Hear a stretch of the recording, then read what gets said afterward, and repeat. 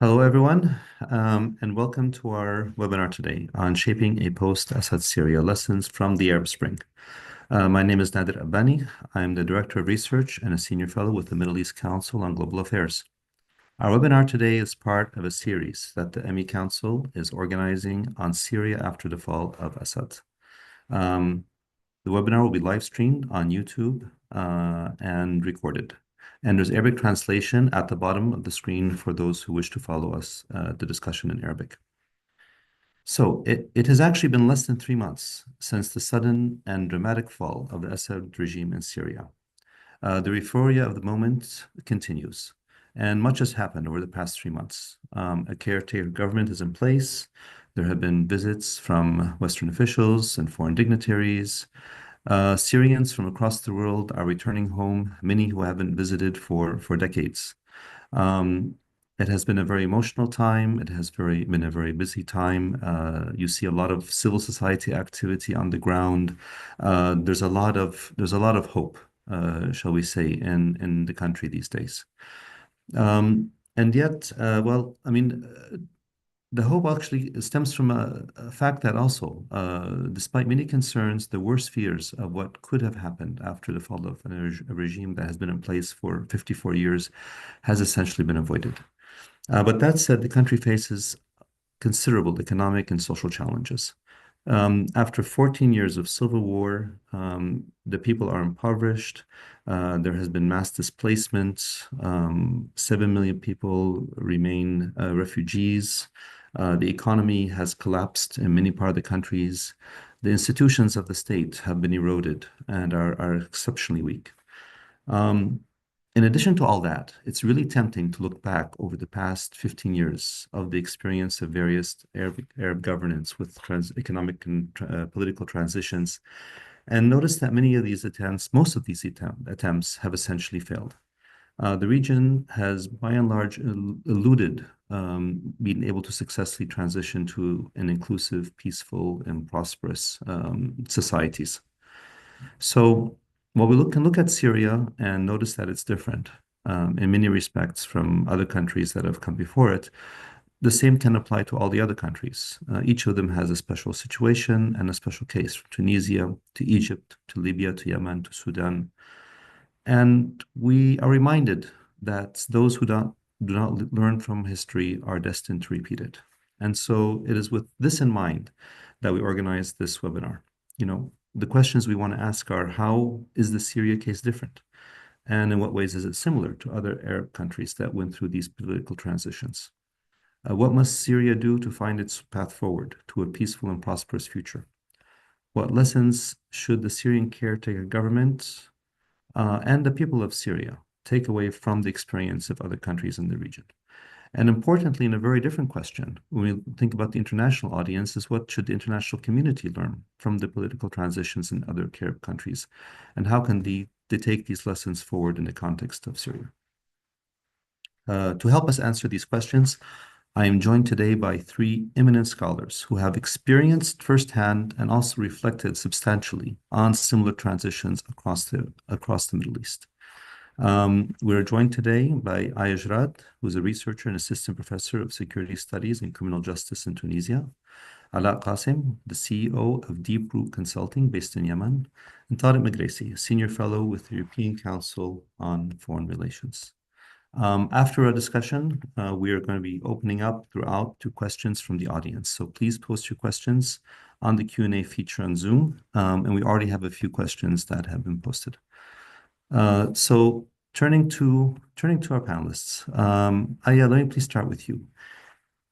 Can you please share your thoughts and reflections on what the Syrian people and the government can learn from the experience of Arab countries, especially Tunisia, since you know that country well, as they enter their own political transition? Thank you, Dr. Nader. Thank you.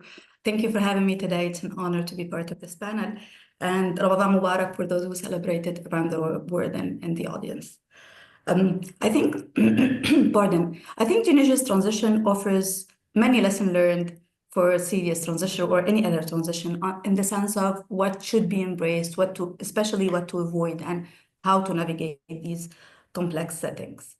With regard to the Tunisian example, I think that our transition mostly lacked two critical pillars or two critical elements that are predictability and trust.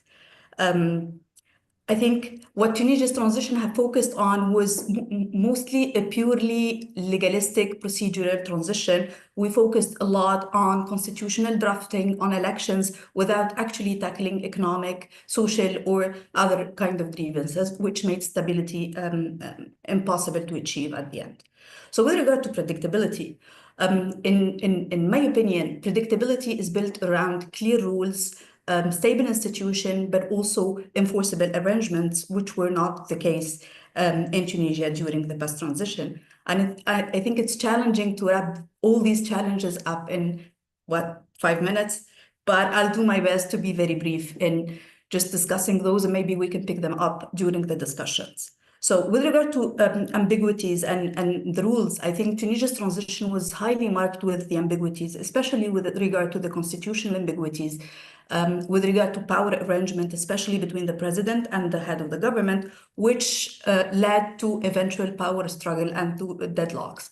So I think Syria should look at those constitutional arrangement and be clear on the rules and be clear on those power arrangement, especially in Tunis's example, with the absence of the constitutional court tasked with resolving these kind of dispute. With its absence, it added more complexities to the situation.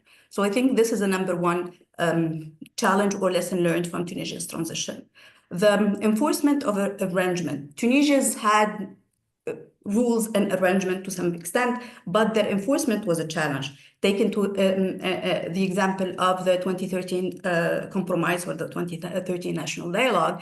The dialogue, it's clear that it was able to diffuse the crisis back then, but it was unable to conduct post-crisis arrangement, which meant that once the crisis was diffused, once the crisis was not there, political actors reverted back to their zero-sum arrangement, to their political arrangement, and led to the stability again. So the enforceability of the arrangement, the enforceability of the compromise is also important.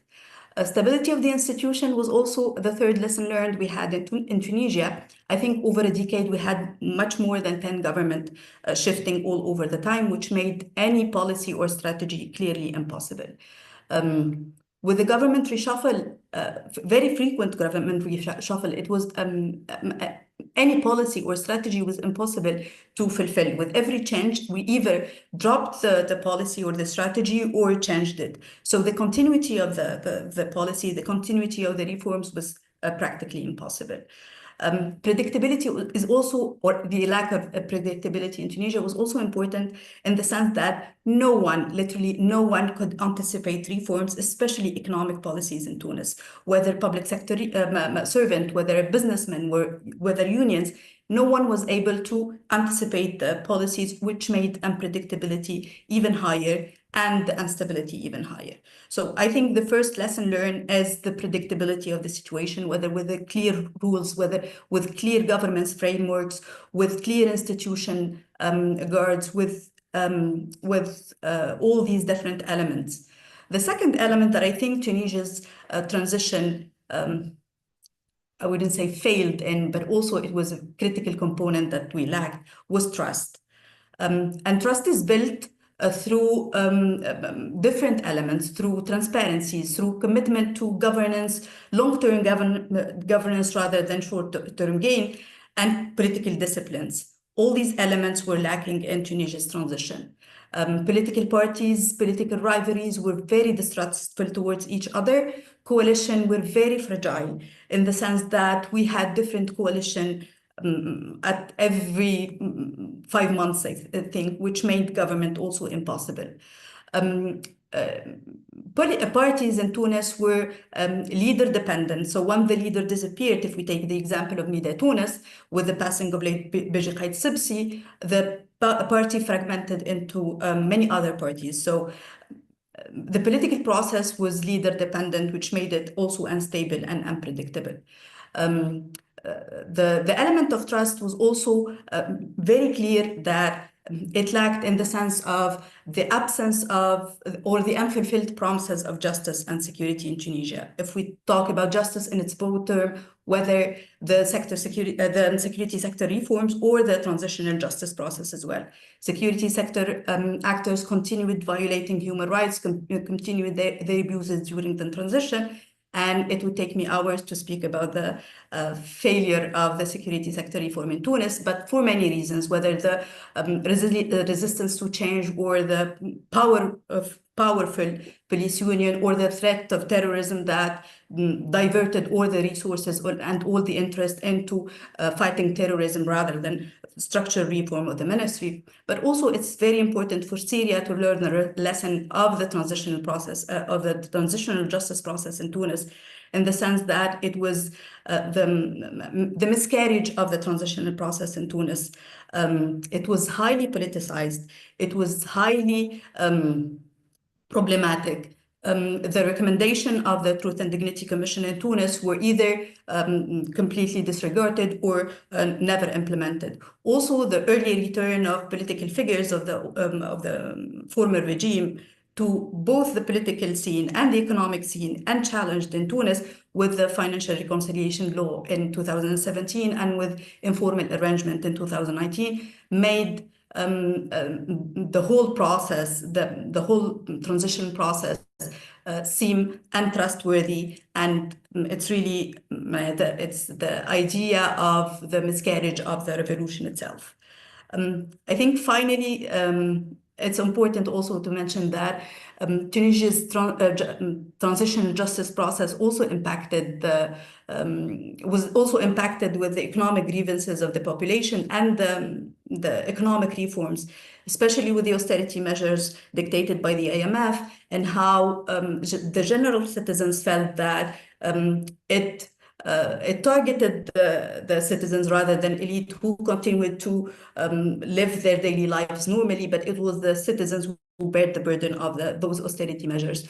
These all contributed to the erosion of the trust of the people in the transition itself, and this nostalgia to authoritarianism and the rise of populism as we have seen since 2019 and forward more. So I think these are the key lessons to Syria to learn from Tunis. Predictability of the process, building the trust, inclusive coalition, a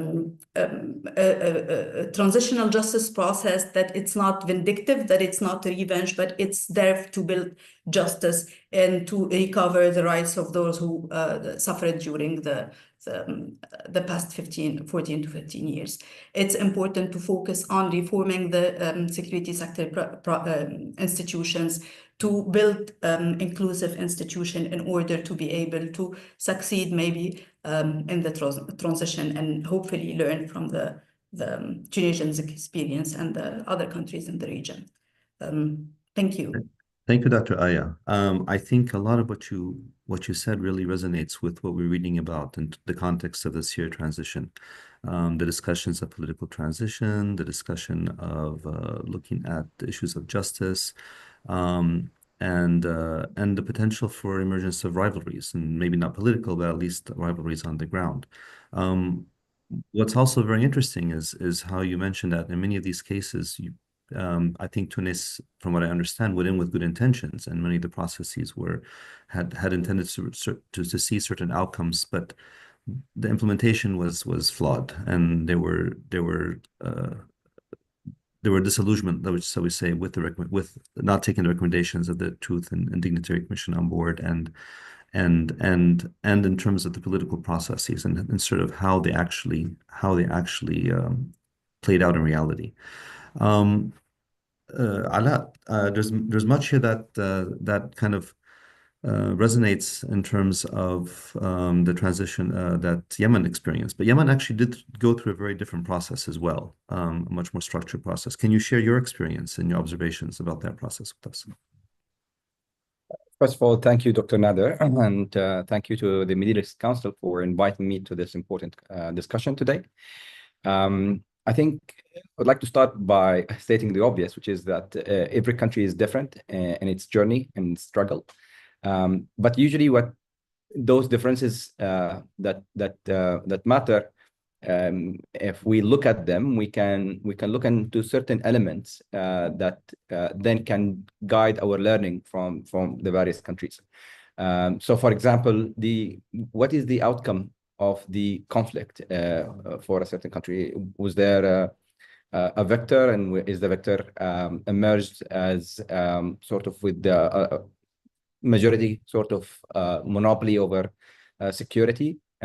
What is the political and social structures and conceptions of state and society that exist within the country that could sort of build the identities or subnational identities and have them form around regional alignments or religious views, and how are those contesting within the context of the country?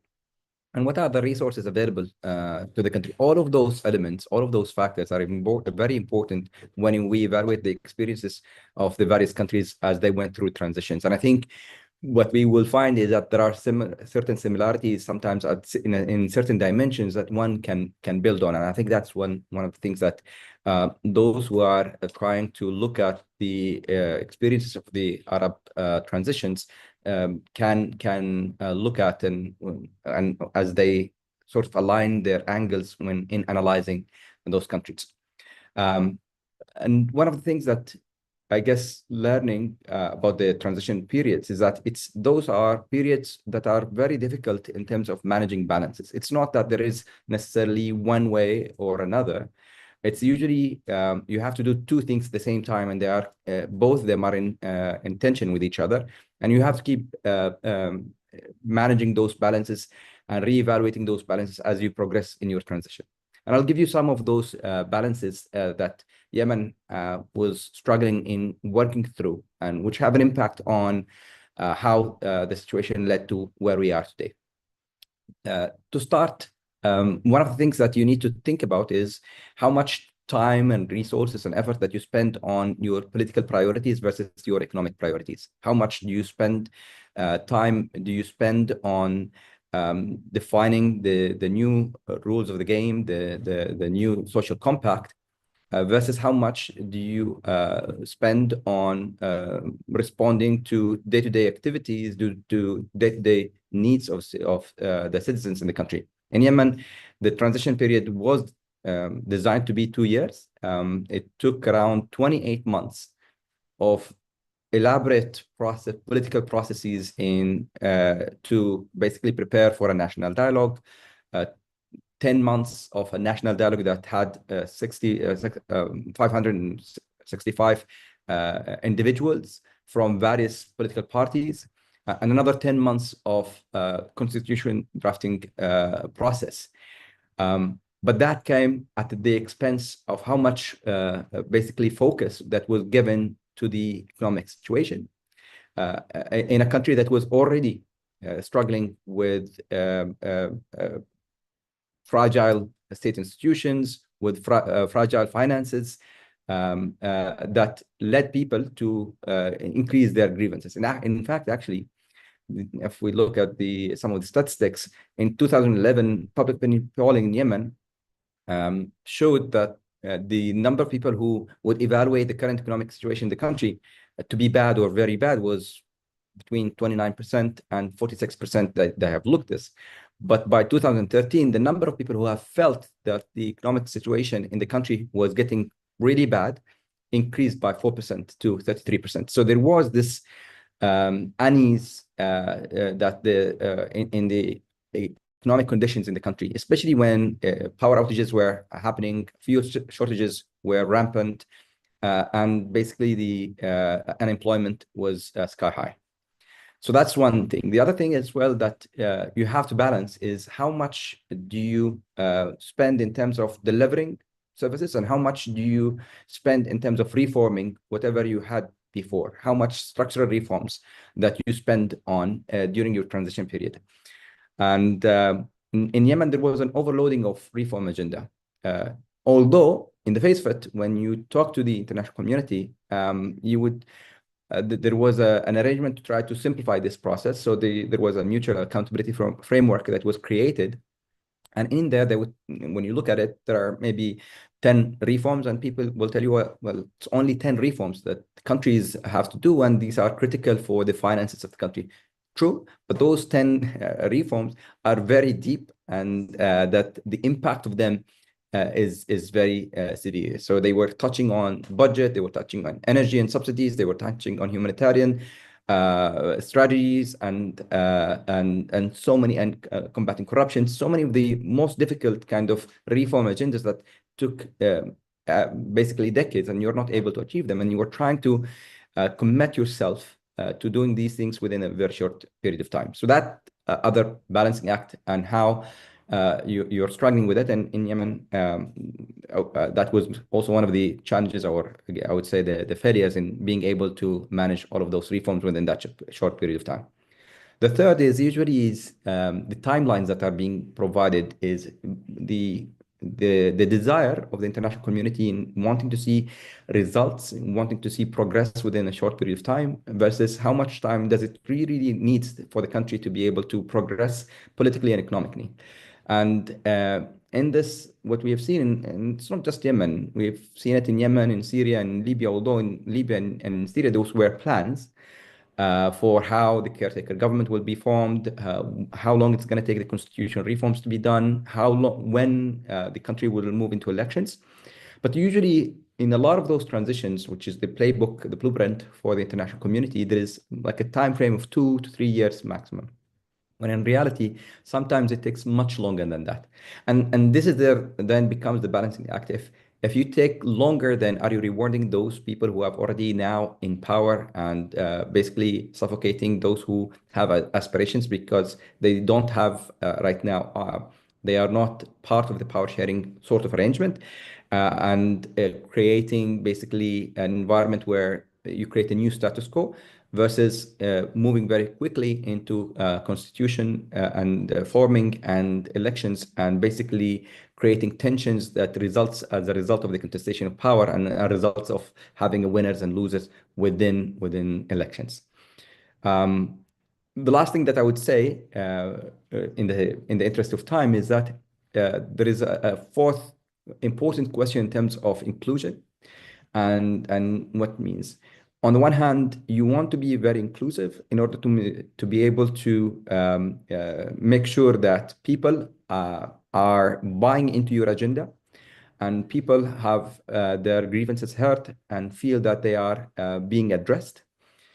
But on the same time, you need to balance this, because there is a lot of regional and international interest, and regional and international powers, all of them have interests in shaping the future state that will come out of transitions, and would want to have the proxies, have people who have alignment with, to be integrated in a way that empowers them so that they can take over, for example, in the future, and protect the interests of those regional and international. So you need to be inclusive, but you need to be inclusive in a way that protects the integrity of the country and the sovereignty of the country, and in a way that also enables you to be able to move and make decisions much faster, and in a more inclusive way, but also in a much faster and realistic timeframes. So those are a few of the elements of the balances that is very difficult usually to handle in transition periods, that each country will have to think about, and Syria included, in how they look at their transitions and how do they calibrate it to their own context. Thank you, Ala. I think your points about the fact that each country is very different is very well taken. And the key takeaway for me is the really importance of striking this balance, as you said, between economic issues, political priorities, between day-to-day activities and the social contract, and between trying to rush things forward and taking your time to kind of make sure things are well in place. It's interesting you mentioned all these deep reforms that Yemen was going to go through. I think the caretaker government of Syria is trying to rush everything through in 6 months in terms of some of these corruption and subsidies and public sector employment. So we'll see what happens there. But your final point about the international dimension and other powers, many of the questions in our Q&A are actually asking about this, and we're going to come back to this in the next round of questions. Tariq, turning over to you. a lot of these issues actually, especially some of the points that I think Aya mentioned initially about the kind of how much importance to give to these political transition elections, constitution. Um, uh, I read your piece that came out in the article that came out in Afkar by the Middle East Council yesterday. And I think you touched on many of these points from the context of the region. And it'll be great to hear your point both about your experience in Libya and also if you can touch on a little bit about the regional dimensions of this transition. Thanks so much, Nader, and thanks for the invitation as well. And lastly, my third thanks for the grace of having me come after Aya and Ala, because it makes my life so much easier to just be able to build on their already great points. And yeah, look, there's so much that we can cover. I don't think we have enough time. We could probably write a book at some point on all of this, but I mean, look, there is you kind of ended your initial remarks saying that those who don't learn from history are doomed to repeat it. There's another kind of Mark Twain quote I like that says, "Well, history doesn't repeat itself, but it sure does rhyme." And I think 15 years later, we're already starting to see some of that rhyming come through. And you know, if we are going to look at the lessons that can learn, I think there are three areas that we can really cover in terms of high level, at least abstract lessons that we can draw.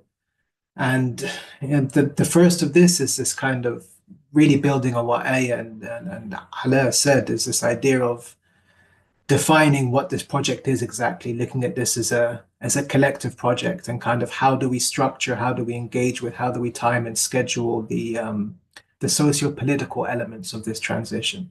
The second is the economy, and that probably sounds like a bit of common sense, but you know, as Tunis showed, if you don't deal with the economy, it can really kind of sneak up on you and surprise you in that way. And the last, you know, you asked about the regional question, and absolutely, I mean, as much as we like to blame ourselves for how things go wrong, if somebody said, what's one lesson that you can give to Ahmed al-Shara and the Syrian revolution, I would say, beware the counter revolution.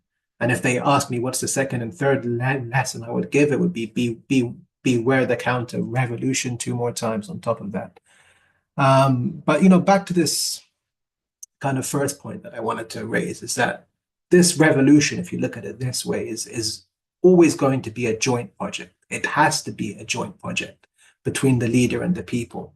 I mean, if you're shaping a new nation and you want it to be a representative nation, then really it has to be done between the leader and the people. And I think that our culture in the region, the way we're raised, is always about absolute deference to power.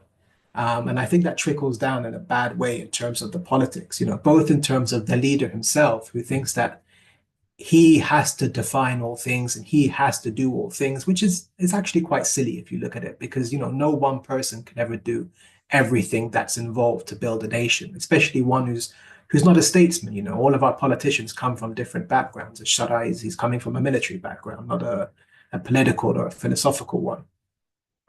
But also, you know, the people then feel like they don't have agency, and so they don't want to engage. But if you want to build that kind of representative country, then it's really things like the constitutional process, the national reconciliation process, these socio-political things. These are things that have to come out from the street themselves. They have to be defined by the street, by the population writ large. And, you know, there should be a lot more organization between civil society, the different civil societies around the country, between civil societies and their communities, and kind of planning out how to collectively define, shape, protect all of these new freedoms that they have. Because if it's something that is given from above, it's something that can also then be taken from above. Again, as we've seen in Egypt and Tunis and Libya, with all of these new regimes that come in afterwards. So not only to define what kind of state the people would like to see, but also then to define their own kind of politics. So how do they organize and put pressure and show the leadership that this is a utilitarian approach, that this is a constructive way forward. This is not just, you know, us people in the street kind of philosophizing about things that, you know, bear no relevance to actual statecraft. And, you know, like Aya was saying, in terms of the loopholes that are exploited, every system has its flaws.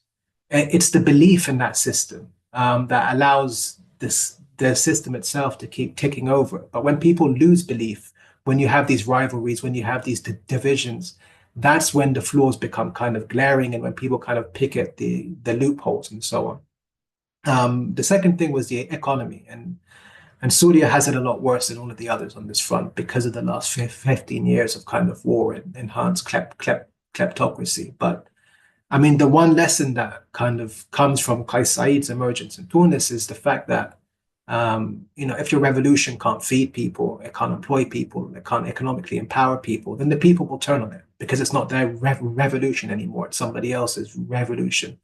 And in that state of despair, kind of God knows what else they're going to turn to. If you deal with the economy, you have to deal with this very similar pillar of all of our economies, which is the oligarchs. And, how do you strike these deals with these kind of kleptocrats, these oligarchs, however you want to call them, who control large swathes of the economy? You can't go to war with them because they'll burn the country in some ways, but you have to find an accommodation that allows for growth, that allows for kind of SME growth that will start employing people and driving people. But when it comes to Syria, first things first, you kind of have to talk about lifting sanctions, which brings me on to my last point on this, which is kind of be careful about borrowing and be careful about the international community. And sorry to go back to Tunis. As a typical Libyan, I'm going to focus on Tunis problems and ignore Libya's problems. But the original sin of the Tunisian revolution is that, and it's something that's not really talked about, is how they were just pushed into really high interest borrowing from day one, almost as if they were kind of being punished for democratizing, and they needed these kind of loans to keep the lights on and pay salaries, etc. And they spent the last 14 years trying to deal with it. So like Alain was saying, things take time. You can't rush everything right away. And I think, again, if there's this communication between the street and the leader, if there's a relationship already there between the street and the leader, it becomes a lot easier to buy patience and to buy the time that you need to really do things the right way. Because once you move beyond all that lovely rhetoric and words and so on, you find that internationally, there are a lot of predators and there are very few friends out there. And that brings me on to my last point, again, the counter-revolution. And, I can't stress this enough. And again, the poor people of Syria have this worse than the rest of us did, because,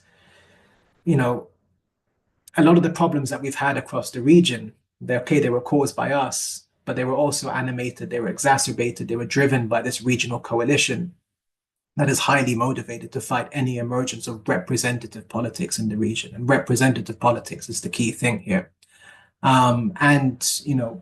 Syria starts their revolution with something that the rest of us didn't have, which is one member of this alliance, Israel, currently camped out in their country, camped out in the kind of strategic areas on water resources, and now kind of edging closer and closer to Damascus itself. They're like one of these comic book villains. The more that Shaddad tries to ignore them, because what the hell else can you do right now, the more they kind of bang their drum and take more land and be more provocative, almost like they're trying to provoke a war. And that war is something that will sink the country right now because of the absolute impunity that they have.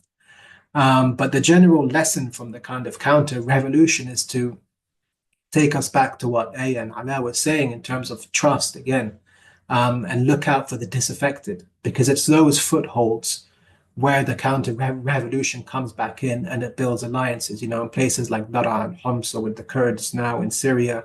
In Libya, it was in the east of the country. It was amongst the old regime who were suffering from assassinations and exclusion, something which is starting to become unfortunately similar in Syria.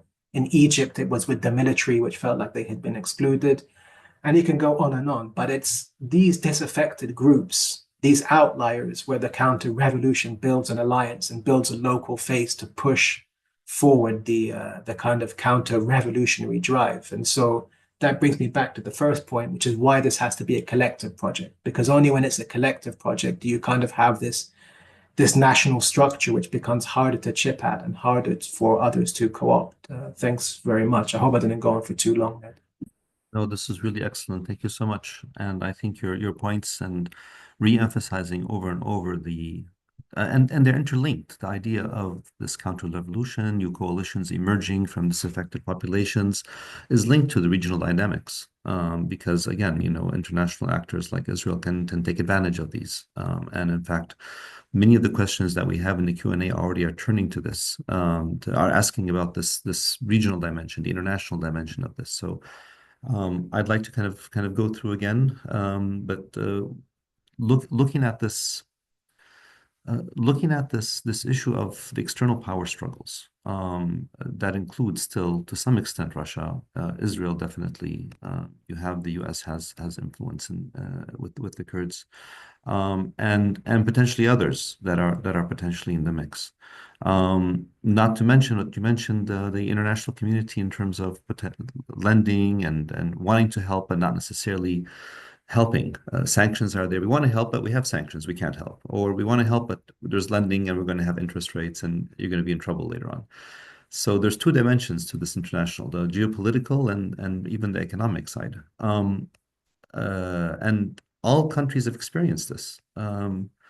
So Aya, maybe I can turn to you and maybe you can reflect a little bit on this dimension, especially in light of Tariq's interesting points on Tunisia. Tarek mentioned the interesting points on Tunisia. He left nothing for you to say on Tunisia. But yeah, I think with regard to what he said, and I think two critical points on the international and regional engagement in Tunis, and if it's comparable to Syria. The issue of, or the EU fault in Tunisia was that stability over democracy approach that was a flawed approach that I think it had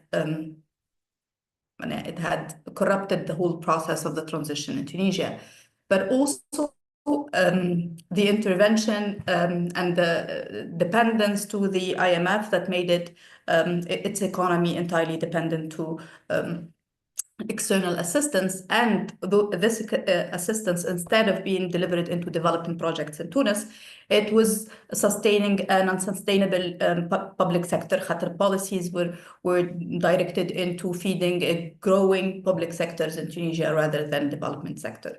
So I think these two elements should be taken into consideration. Stability over democracy, flawed approach and that was applied in Tunisia, but also dependence to external debt.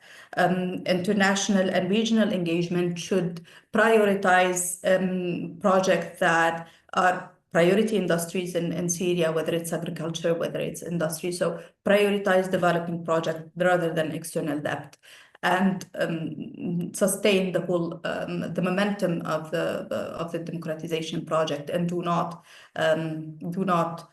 stability should not come at the expenses of democracy and democratization. And inclusion should be like the issue in Tunisia is that civil society was taken the role of mediator rather than a governance partner. So I think this also should be encouraged and pushed by regional actors and international actors. Civil society should be a permanent governance actor in the new Syrian transition, rather than just playing the role of mediator and disappearing from the scene. Yeah, this is very briefly my thoughts on it. Thank you, Aya. And turning to Ala as well, the international dimension, both in terms of geopolitical issues and in terms of development engagement or economic engagement, was also very, very highly prevalent in Yemen. Again, very different context, obviously, to Syria. But are there some interesting lessons to be learned from that experience? Yeah, I think there is plenty of lessons always to be learned. One of the things that we need to work with the international community, and there are the multilaterals versus the bilateral kind of relations, and one needs to evaluate each separately and work with them separately. But one of the things is we need to work with them on redefining their expectations for transitional countries. Those are realistic expectations, as I said before, needs to be revisited. Although we've heard this, that there is some understanding that countries need to evolve in their own path, in their own way. But that's still not translated into how the strategies of those multilateral institutions, when they come into the countries, how do they operate? They still are more or less defined by their book of practice that they are used to, they are familiar with, and they are not open to embracing sort of the challenge of working with a fluid situation. So they want to see things that they are familiar with, that they have done in the past, and not necessarily being able and open to interacting with the state institutions and work with them within their own levels. And the other thing as well I've seen in state institutions, sometimes there is this tendency to want to say the things that the others are expecting of you. So instead of describing your situation as frankly as it is and trying to push for your own agenda, you want to appease, and sometimes because you feel that this is the best way for you to get more resources, because you have this view that there is an imbalance in terms of this negotiating power when it comes to resources. So you always inflate your capacity, and what ends up happening is that you create on yourself expectations that are unrealistic, although it's locally defined. And what end up happening is that it's not implemented. So that's one thing, that dynamic needs to be changed and need to be worked, and you need to be more assertive. And there are certain countries where we've seen this successful. In Rwanda, the post genocide governments were a lot more assertive in their dealing with the international community, in defining their agenda and their priorities. And that helped in sort of maximizing the value of international aid as it flows. The other thing as well is there is, at the regional and international, there is, I've seen this tendency to think that you can contain chaos, that sometimes it's in your best interest to work with chaos, and that there is an overconfidence in your ability to be able to manage chaos. And chaos is one of those elements that is unpredictable as the human nature. And what ends up happening is that for a lot of those countries that bet on that, what ends up happening is that their bet is lost, and they pay a lot as a result of this.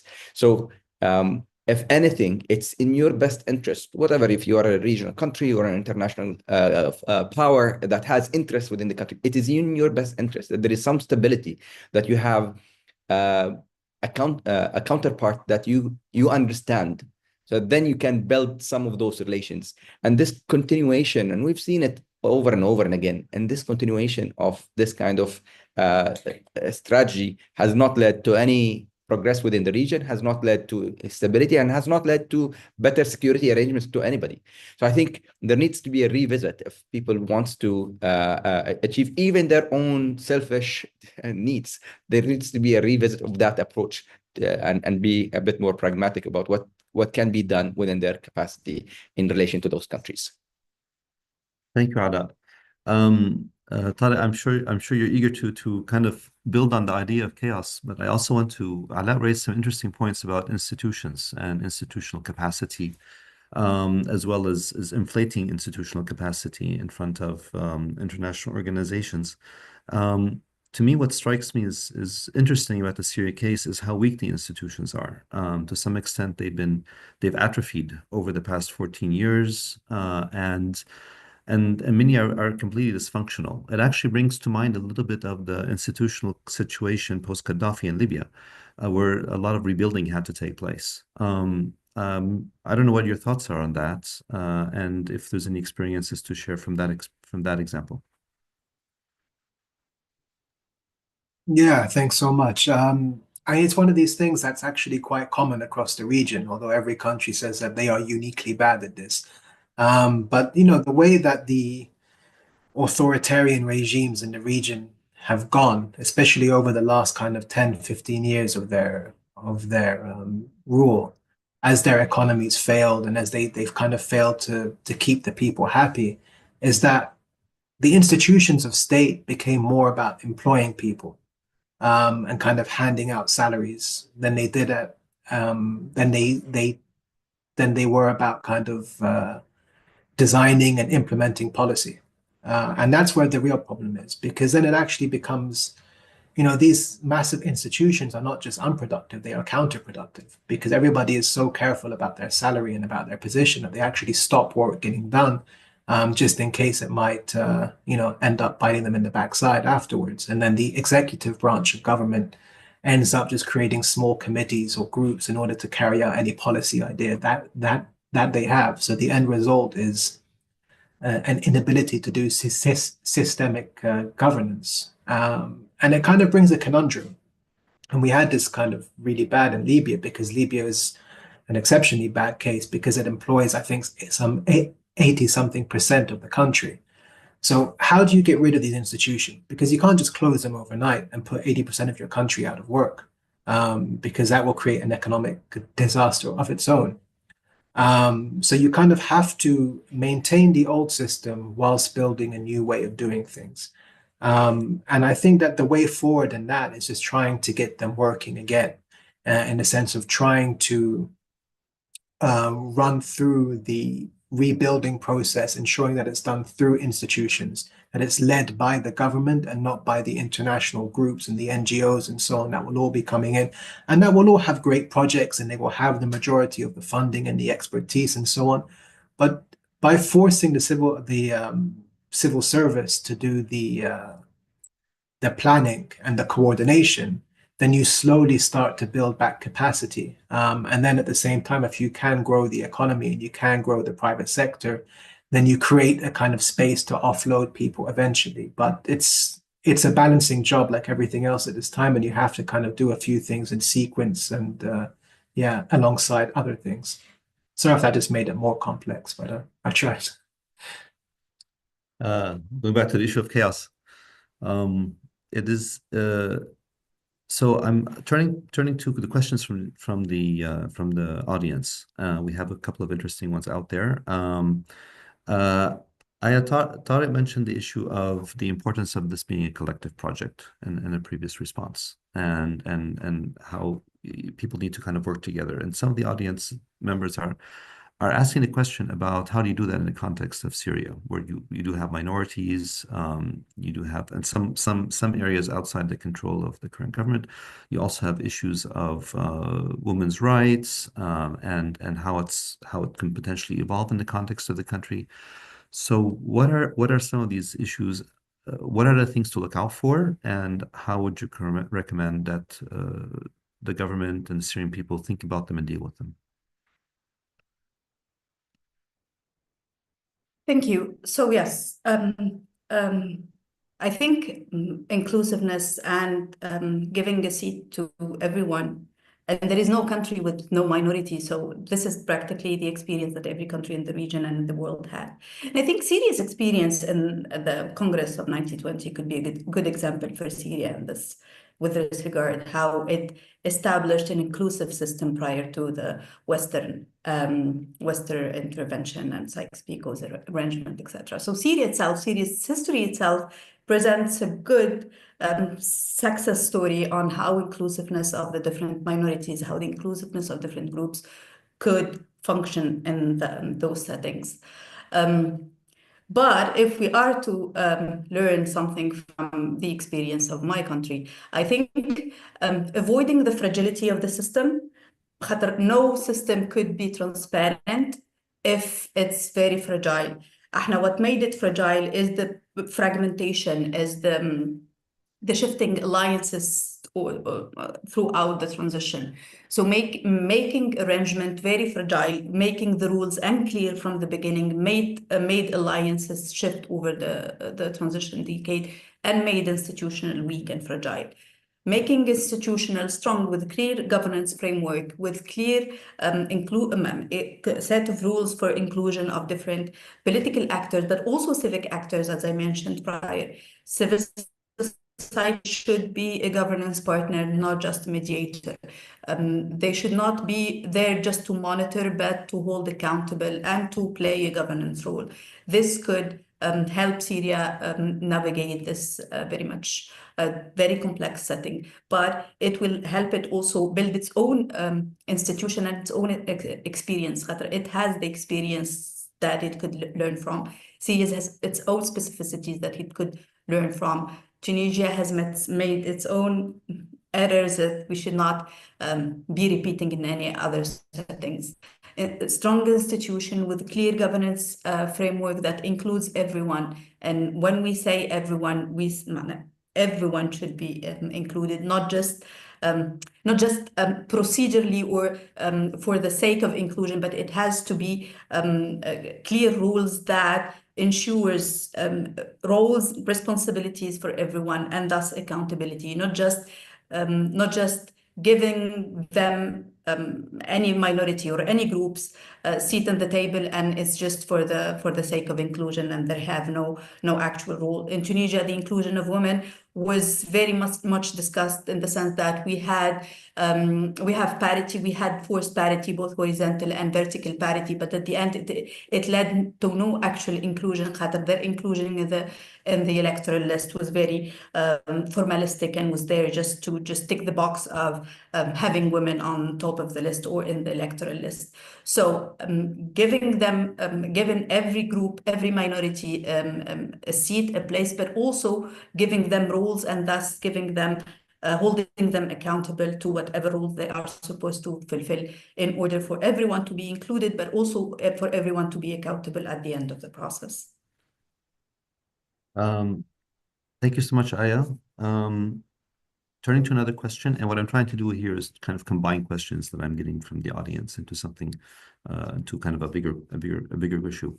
Ala, so Syria remains a divided country with large areas outside, let's say, the control of the caretaker government, but also international actors trying to influence people in those areas. Something similar to, well, I don't know if it's similar. Again, we don't want to draw too many comparisons. So many of the countries in the region also have these kinds of splits and territories that are not necessarily united. So this is the beginning of the process for this caretaker government. What are some of the issues that they should be considerate of as they slowly try to kind of reassert control over the country or negotiate some sort of federal system, or deal with international pressures and international actors that are trying to play a role?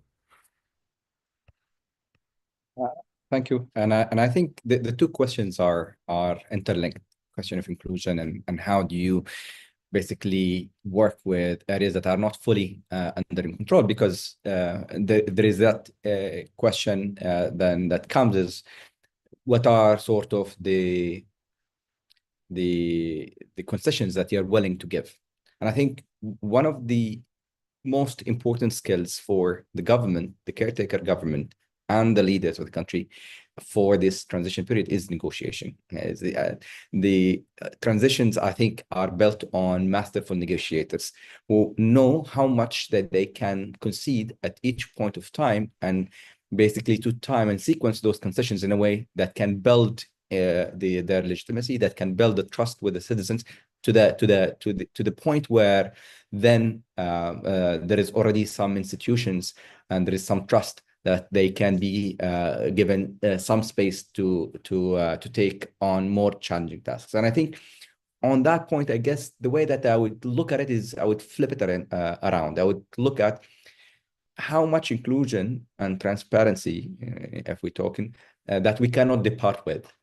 So how much is that we absolutely has to have at this point of time, as opposed to think of inclusion as the full thing that we want to present to people. What are the groups that I absolutely need to include in what form of the governance structure?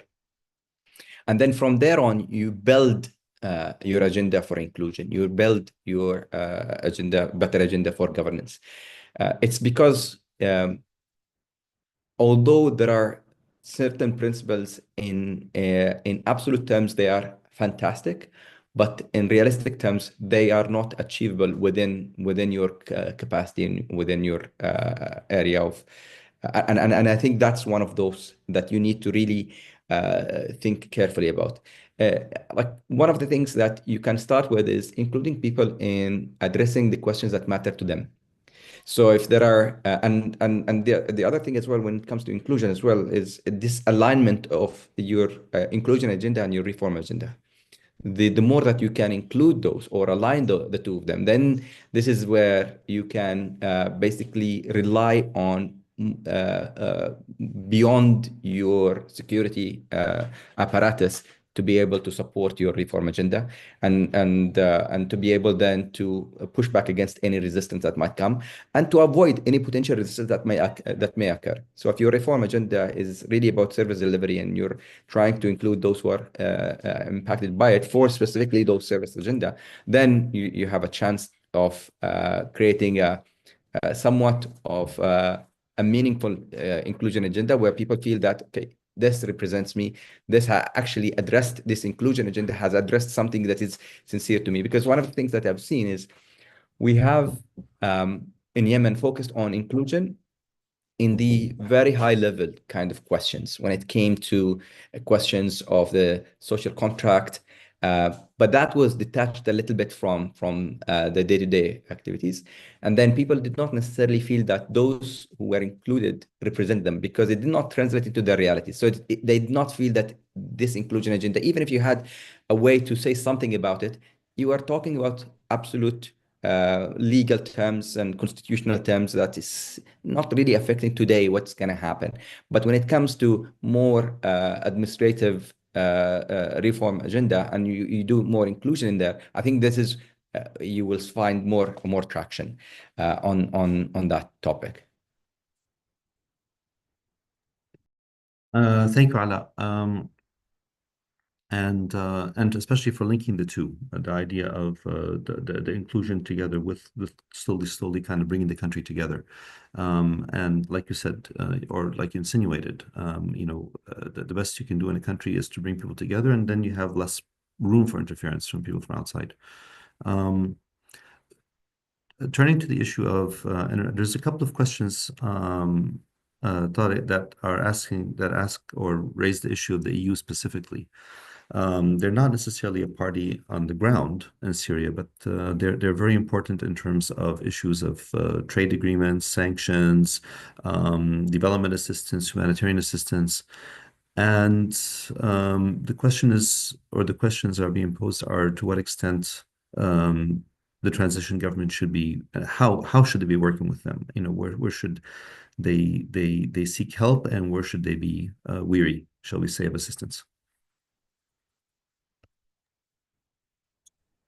Yeah, thank you for that. It's quite a tricky question because the EU or Europeans themselves are quite two-faced in some ways. Like the Europe that exists today is not the Europe that people know about or hear about, in the sense that, it's this values-based organization where, the values are even in the treaties that bind the EU together and so on. These days, European politics are quite degraded from that point. It's about culture war issues. It's about fear of the other. It's about, when it comes to Syria, you have the kind of intersection between a rising Islamophobia that is often wrapped up in the figure of Ahmed al-Shara and because of his past, as you saw with the visit of the German foreign minister, where the whole focus of the meeting was on whether he shook her hand or not. Or the BBC asking, will you sell alcohol right away and so on, is the kind of main question after Damascus was liberated. And the other side of that is the legacy of Europe and the EU and its systems, which is still that old Europe. You have a lot of good people across the ministries, and the European ministries and systems themselves are systematically geared towards development assistance, towards values-based assistance and engagement. And looking at Europe like that kind of outlines the challenge that's in front of Syria right now. So Syria absolutely needs the kind of political relationship with the main European actors, and not just because of the migration issue, which is what really animates Europe when it comes to Syria right now. But at the same time, they need European expertise. They need access to European markets. They need European NGOs and development aid in order to stabilize the country and to rebuild. And there is a lot of shared commonalities that exist there right now. So the key is to kind of engage on a structural level, on a ministry to ministry level, on an organization to organization level. And then Shara Miskeen has the job of kind of having to push back the culture war issues, having to tiptoe around the migration issue and this idea from many European leaderships right now about, oh, Assad is gone, so we can just send everybody back right away. And even thinking in the future, how might we be able to use that? How can we build private sector synergies between Syrians abroad and Syria and Syria, the country itself? So there's a lot of potential there, but it's a tightrope that we have to walk. And ironically, and it is the most European thing, is that all of this is moot right now because we need the United States to lift their sanctions before the Europeans can lift their sanctions, and before we can even talk about any of these things, which is why sanctions relief is the most important issue right now, because without it, the new regime will just be strangled to death. Yeah, though that's the issue. We didn't talk much about the issue of sanctions. It's been raised several times, but it's essentially one of the things that distinguishes Syria currently from, well, not completely. There are sanctions in Sudan, there are sanctions in other countries, even Libya to some extent. But I think the extent to which the sanctions are in place and how hard they're biting, I think is kind of different. So I guess I know we're running close to time. Keeping the sanction question in mind, in case you want to answer it, one of the final questions is really about setting priorities. Given that there's so much that the Syrian government has to deal with in terms of political stability, contestation, economic representation, accountability, all these other things. What do you think? I mean, we all kind of have a sense of what that is, but maybe people have different opinions. What should be their top 1 or 2 priorities at this point in time? The things that they really can't lose sight of as they move forward in the next, let's say, 6 to 9 months. Aya, maybe we can start with you. Yes. So yeah, priorities and sanctions. Just a note on sanction. I think that sanctions mostly hurt the people rather than the regime. Sanctions have hurt people in the past more than the regime itself. So maybe rethinking targeted sanction rather than blank restrictions is very important at this time. Priorities. I think I'll just summarize what has been said in the discussion. Both Ala and Tariq have mentioned the importance of gradualism and the phase transition. Do not expect that all will be done in a 6-month period, in a year period. So gradualism is very important. The issue of sovereignty is very important. Sovereignty versus interventionism in Syria. It has been the issue for years. It has to be upheld right now. So any reform, any policies need to uphold the question of the Syrian sovereignty rather than international interventions and international interventions. Reforming the security sector, demilitarization is a very important sector issue. Transitional justice is very important, but economic recovery and recovery in the broader sense is also a priority. Everything is a priority in Syria right now, but I think gradualism, sovereignty, economic recovery, and security sector reform and demilitarization, transitional justice are the top priorities of the list for the moment. Okay, thank you so much. Ala, how about for you in your perspective? What are the key messages, the main priorities that you would signal from your perspective that the government should not lose track of?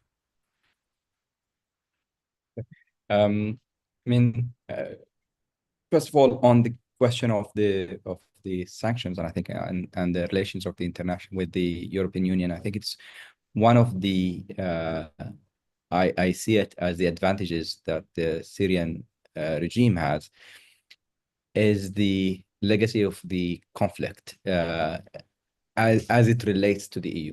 So we have a large part of the population that exists within Europe that the Europeans might view as a problem, and that becomes value that can be presented right away by the Syrian regime, and it needs to play its cards really well in terms of negotiating that transition of the basically the relocation of the population that migrated into Europe.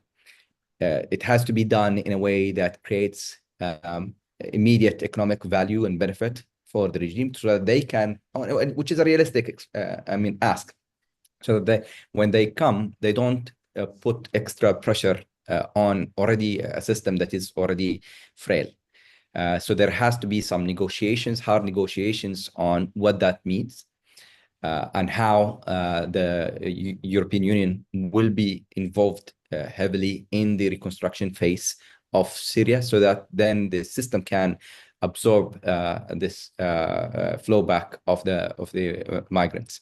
But the other thing as well, this is an opportunity because usually it's usually your diaspora community that brings this tacit knowledge from the interaction with new host communities that can help, if done properly, that can help you in creating new industries that you didn't have the knowledge for it in the past.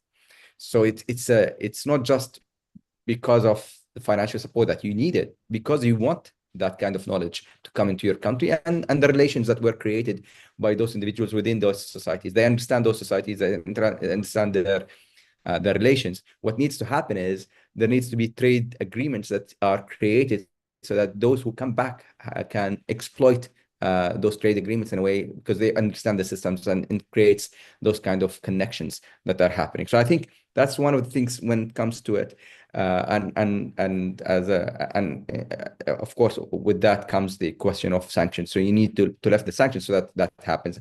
And last, I will just say, on terms of the setting priorities, I think, of course, service delivery is a very important aspect that they should not lose track of, making sure that things are improving, even if minimally, but things are continuously improving. They are communicating very clearly on those improvements. And they are not overpromising, but they are communicating very clearly. People understand the value, people understand the progress. And lastly is they have to have a really good grip in terms of the security situation.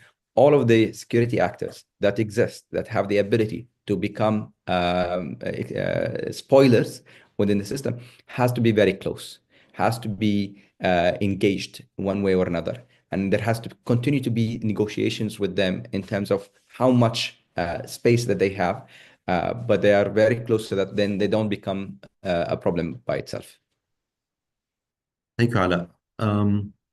Tariq, turning to you, and we're running close to time, so probably the last reflections are for you, in terms of thoughts you want to share, as well as key messages you would want to share with the government in terms of setting priorities.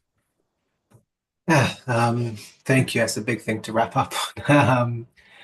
Look, I need to make this point about sanctions separately, and then the kind of my main point on what needs to be focused on or prioritized is a bit more abstract. So I won't be so satisfying, but hopefully it makes sense. On the sanctions, firstly, we've already discussed, how Syria just needs capital, it needs money flowing into the country. And right now this is obstructed by the sanctions in place. And so, the situation on the ground, it gets worse on a weekly basis. The price of basic things like bread and food, it keeps spiraling.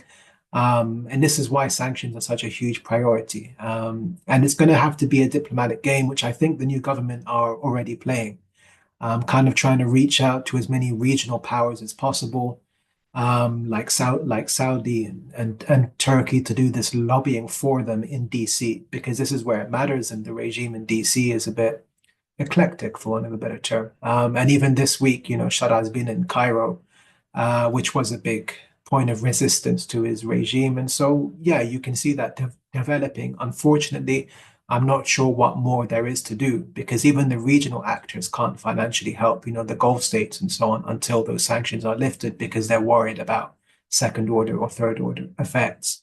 But really, this is about Syria. This is about the Syrian people. This is about the kind of the dream that they have for their own country. And so all of these other issues, service delivery, developing the private sector, unifying the army, and kind of bringing all these militias in line, which is probably something I should have spoken about in the beginning, given the relevance to Libya. But all of these issues are kind of tangential and they are symptomatic, because there is a kind of big question mark over what the future looks like. So the main priority of the government has to be to define the transition and define what they are moving towards, and to kind of do this as inclusively as possible. If everybody knows where they're going, if Shara came out and said, look, we have a rebuilding plan that we are developing, we are communicating it every step of the way because of financial restrictions, because of the way of the world, we won't get there tomorrow, we'll get there in 10 years or 15 years. He'll buy a lot of love and he'll buy a lot of patience by doing so. But there needs to be this kind of definition of what the country will look like, how the country is going to function, where the country is actually going. And like I said in the beginning, this is something that has to be done inclusively. And unfortunately, we don't seem to be going this way right now with these kind of constitutional committees and these national dialogues, which are very much elite projects and the kind of ivory tower by themselves. And this is why we see things stalling. Things like the armed groups in Dara and in Homs and so on joining up with the main national army. All of these things are stalling because people are becoming insecure. And people are becoming insecure because they don't know where they're going. They feel like it's necessarily going to be a kind of fight and a hierarchy rather than an inclusive group project. And so we need to cut these drivers off at the root, and we need to do it as soon as possible. Otherwise, it will start to look a lot like Libya afterwards. Thanks very much. On that optimistic note, I want to wrap things up and end it back to you. Thank you, Tariq, so much. No, very, very realistic note as well. No, thank you, everyone. Thank you, Ayajrad, Ala Qasim, Tariq Migrisi, for sharing your insights, your experience, your lived experience in many of these cases with us today, and with the people of Syria as we struggle to kind of try to make sense of what's going on and devise a way forward. It's not easy, but at least the big thing for me is that there's hope, and this is something that wasn't in place about 3 months ago only. Thank you all for joining us for a webinar today. Again, this is one of a series that we're doing on the Middle East Council is doing on Syria after the fall of Assad. So please see previous webinars and look forward to future webinars, as well as a series of articles that are being published on our Afkar portal, as well as research and policy papers that are coming out. And thanks for Tariq. Check out Tariq's most excellent article that came out yesterday on this issue. And finally, thanks to you for joining us today. It's Ramadan, people are fasting, and we really appreciate you taking the time to be part of this discussion, and for those who shared our questions with us online. And finally, thanks to our communications team for helping us put this excellent webinar together. And we look forward to seeing you again in the next event. Take care, everyone.